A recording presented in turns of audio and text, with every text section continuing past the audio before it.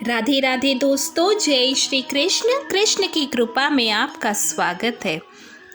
इस दुनिया में कर्म को मानने वाले लोग कहते हैं भाग्य कुछ नहीं होता, और भाग्यवादी लोग कहते हैं किस्मत में जो कुछ लिखा है होकर ही रहेगा।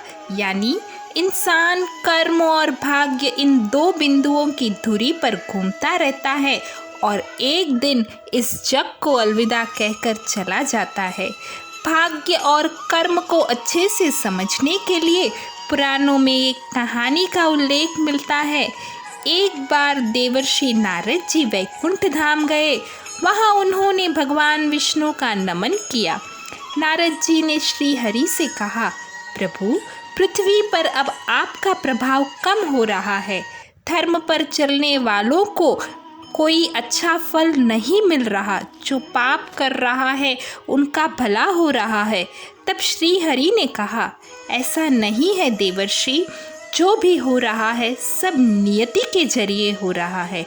नारद बोले, मैं तो देख कर आ रहा हूँ, पापियों को अच्छा फल मिल रहा है और भला करने वाले धर्म के रास्ते पर चलने वाले लोगों को बुरा फल मिल रहा है।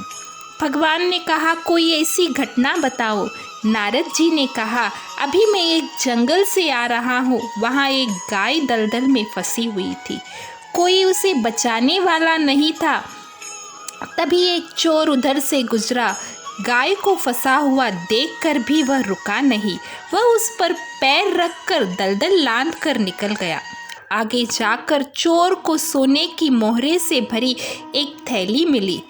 थोड़ी देर बाद वहाँ से एक वृद्ध साधु गुजरा।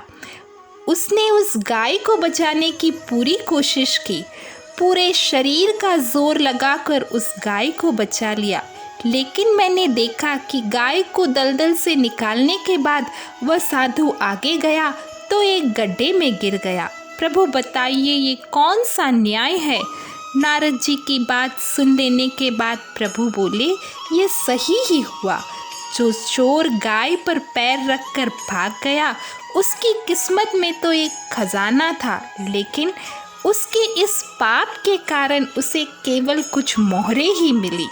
वहीं उस साधु को गड्ढे में इसलिए गिरना पड़ा क्योंकि उसके भाग्य में मृत्यु लिखी हुई थी, लेकिन गाय को बचाने के कारण उसके पुण्य बढ़ गए और उसकी मृत्यु एक छोटी सी चोट में बदल गई। इंसान के कर्म से उसका भाग्य तय होता है। इंसान को कर्म करते रहना चाहिए, क्योंकि कर्म से भाग्य बदला जा सकता है। उम्मीद करती हूँ आपको ये छोटी सी कहानी पसंद आई होगी। प्लीज़ लाइक, शेयर और सब्सक्राइब ज़रूर कीजिएगा।